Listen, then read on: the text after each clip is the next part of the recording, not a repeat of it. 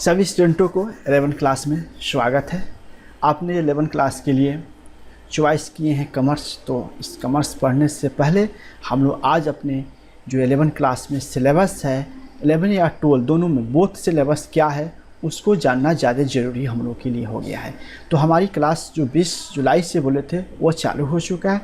आज पहला दिन क्लास में हम लोग निश्चित रूप से अपने सिलेबस के बारे में जानेंगे, क्या पढ़ना है, क्या नहीं पढ़ना है, कैसे पढ़ना है, क्या नहीं पढ़ना है। इन चीज़ों के जानने के लिए सबसे बेहतर जो आइडिया है, सबसे पहले देख लेते हैं कि बिहार बोर्ड सिलेबस के बारे में डिस्कस कर रहे हैं, स्पेशली बिहार बोर्ड के डिस्कस कर रहे हैं, जिसमें आपको इस आभा एकेडमी ऑनलाइन एजुकेशन जो प्लेटफॉर्म है, ये आभा ऑनलाइन एजुकेशन प्लेटफॉर्म है, इसी के मार्फत से आपको मैं ऑनलाइन क्लास दे पाऊँगा।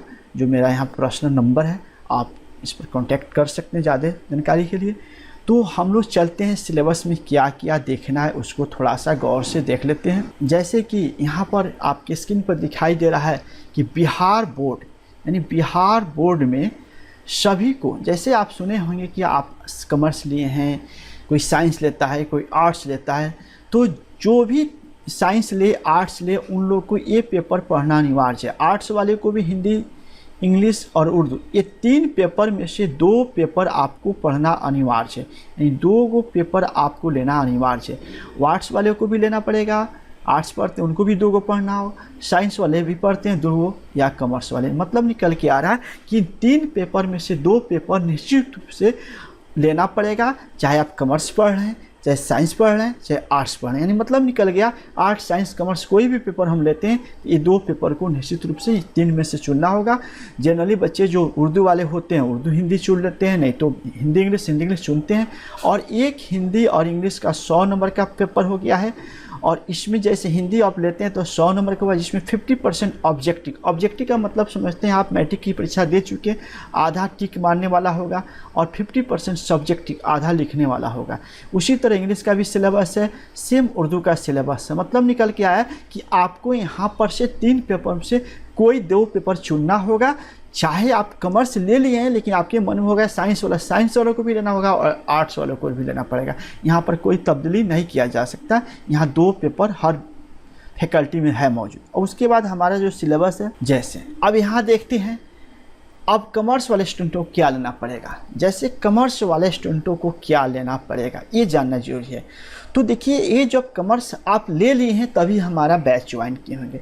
कॉमर्स में क्या फ़ायदा है, क्या लाभ है, वो आगे क्लास में निश्चित बताएंगे। आज सबसे पहले हम कॉमर्स ले लिए तो इसमें कितने पेपर को पढ़ना पड़ेगा, उसके लिए क्या क्या आपको लेना पड़ेगा। अभी तो सिर्फ आप अप्लाई किए हैं, अप्लाई जैसे किए हैं, सबसे पहले जो है अकाउंटेंसी होता है, यही कॉमर्स का मेन पेपर होता है, यही मेन पेपर होता है। शॉर्ट नाम ACY होता है, शॉर्ट नाम ACY होता है। 100 नंबर की परीक्षा होती है और 50 नंबर ऑब्जेक्टिव होता है और 50 नंबर सब्जेक्टिव होता है इसमें। ठीक, क्लियर। इसके बाद दूसरा पेपर होता है बिजनेस स्टडी, जिसका शॉर्ट नाम BST हम लोग जानते हैं। दूसरा पेपर जो बिजनेस स्टडी है उसका शॉर्ट नाम BST बोलते हैं। याद रखेंगे कि आप अगर इस पेपर को जानेंगे तो बहुत सारे बिजनेस स्टडी बच्चे नहीं बोलकर BST बोलते हैं, इसलिए दोनों हम इस पर स्पेशल कर दिए। ये भी 100 नंबर की परीक्षा होगा, इसमें 50 नंबर का सब्जेक्टिव और 50 नंबर का ऑब्जेक्टिव दोनों रहेगा। ये मैथ टाइप का पेपर हो गया और ये थ्योरी बेस्ड पेपर हो गया। जैसे आपने 9th में SST पढ़ेंगे उस तरह का ये थ्योरी बेसिस में मैथ नहीं है। अब हो गया एंटरप्रेन्योरशिप, तीसरा पेपर, जिसका शॉर्ट नाम EPS होगा। इसमें परीक्षा जब होगा तो 70 नंबर की परीक्षा होगा, 30 नंबर का स्कूल में प्रैक्टिकल होता है, लेकिन होता तो 100 नंबर का, 30 नंबर का प्रैक्टिकल होता है। एग्ज़ाम देने जाइएगा तो 35 नंबर का ऑब्जेक्टिव और 35 नंबर का सब्जेक्टिव होता है। इसी तरह इकोनॉमिक्स हुआ, यानी 4 पेपर आपका हुआ बिजनेस कॉमर्स में। इकोनॉमिक्स का सेल नाम इको हो गया, इसमें आपको 100 नंबर हुआ, इसमें थोड़ा सा मिस प्रिंटिंग हो गया है, इसको देख लेंगे। ये 50 नंबर का ये भी होगा और 50 नंबर का ये भी होगा। यानी मतलब निकल गया कि आपका जो इकोनॉमिक्स है 50% ऑब्जेक्टिव और 50% सब्जेक्ट, ये 4 पेपर आपको लेना पड़ेगा। 4 पेपर में से 3 पेपर मेन होगा, 3 पेपर मेन होगा। आर्ट्स वाले को भी 4 पेपर अब लेना पड़ेगा, साइंस वाले को भी 4 पेपर लेना पड़ता है, इसलिए आपको भी 4 पेपर लेना है।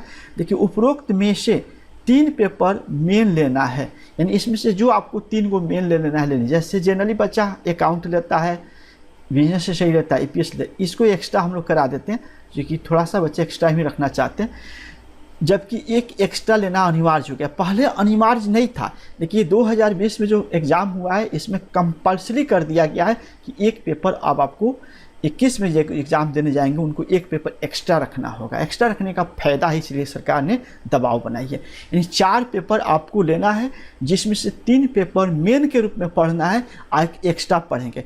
तो जैसे हम तैयारी करेंगे, हमको जो अच्छा लगेगा वो सारा मेन बना लेंगे, और जो अच्छा नहीं लगेगा उसको एक्स्ट्रा कर लेंगे।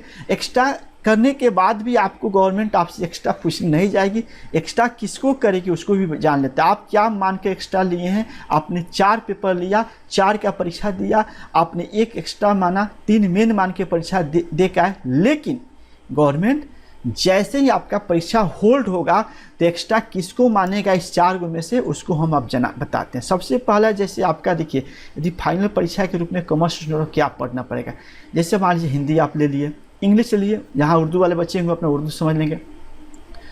इसमें 30 नंबर पास होना जरूरी है, 30 नंबर कम से कम चाहिए। ऑप्शनल मतलब हम लोग ऑप्शनल बच्चे को राय देते हैं, अकाउंट ले लेता है जिसमें 30 को नंबर चाहिए पास होने के लिए, जितना ज़्यादा लगे आपके लिए फ़ायदा होगा। बीएसटी इसमें आपको 30 नंबर का पास होना। ईपीएस लेते हैं, उसमें 100 नंबर में 70 नंबर मेन हो गया और 30 नंबर आपको प्रैक्टिकल हो गया, यानी आपकी परीक्षा 70 नंबर का होगा, जिसमें 33 को नंबर पास होने के लिए चाहिए। तो प्रैक्टिकल में जनरली बच्चे को 28, 29, 27 नंबर मिल ही जाते हैं, ठीक है। स्कूल बेस पर नंबर होता है, तो वहाँ आप जैसा परफॉर्म दिखाइएगा उसके हिसाब से मार्क्स मिल जाता है, ठीक है। अब एक्स्ट्रा में इकोनॉमिक्स, हमने एक्स्ट्रा इकोनॉमिक्स राय दी, एक्स्ट्रा ने आपने इकोनॉमिक्स कर दिया, यहाँ थोड़ा सा मिस प्रिंटिंग है, यहाँ पर 30 होना चाहिए, ठीक है, ये ध्यान रखेंगे। तो ये हमारा 30 नंबर यहाँ भी आपका लाना है। अब रहा कि आपने परीक्षा देने गया हिंदी इंग्लिश, तो आपको अलग चीज़ है, इसको सब किसी को पढ़ना है, आर्ट्स वाले, साइंस वाले, कॉमर्स, सबको पढ़ना है। अब ये 4 पेपर की जब एग्ज़ाम देकर आप आएंगे घर पर, मान लेते हैं कि आप मान के गए हैं इकोनॉमिक्स एक्स्ट्रा में हो, ये मेन सबकी परीक्षा दे के आएंगे, लेकिन जब बिहार बोर्ड जैसे आपका रिजल्ट तैयार करेगा, आज जिसमें हाईएस्ट मार्क्स होगा वो मेन हो जाता है। इकोनॉमिक्स में कम होगा तभी एक्स्ट्रा होगा, कोई ज़रूरी नहीं इकोनॉमिक्स हर एक्स्ट्रा ही रहेगा। ये ज़रूरी है कि जिसमें हाईएस्ट मार्क्स होगा वो 3 मेन होगा, आज 4 गो में जिसका कम हो, अकाउंट का भी कम होगा तो एक्स्ट्रा हो जाएगा, ध्यान रखेंगे।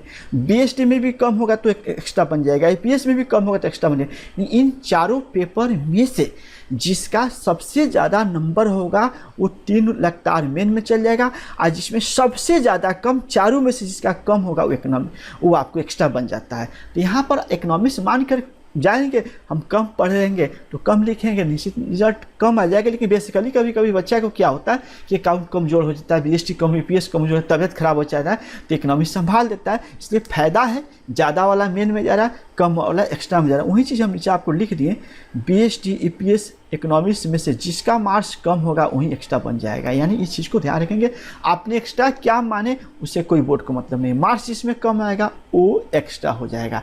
अब ये परीक्षा देकर आइएगा तो फिर किस तरह का आपका मार्कशीट बन के आता है उसको भी एक बार 11th क्लास के बच्चे हैं आप लोग जान लीजिए। जानने के बाद पढ़ने में थोड़ा सा ज़्यादा इंटरेस्ट रहता है।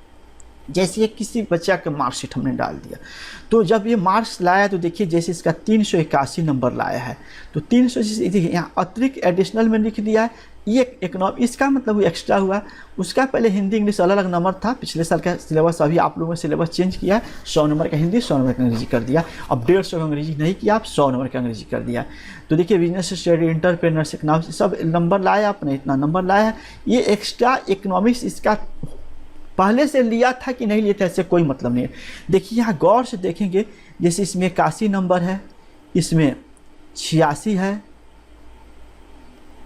इसमें 86, इसमें 60, इसमें 48 है, तो इसमें कम आया है तो एक्स्ट्रा बन गया। यानी ऊपर के पेपर में से भी कम नंबर आता है तो आपको एक्स्ट्रा हो जाएगा। ये रहा 11th क्लास का सिलेबस। अब आप लोग को क्या करना है कि आप लोग को रेगुलर इसी सिस्टम से जुड़ा रहना है। अगर किसी तरह की परेशानी हो तो फर्स्ट पेज पर नंबर दिया गया था, आप संपर्क कर सकते हैं।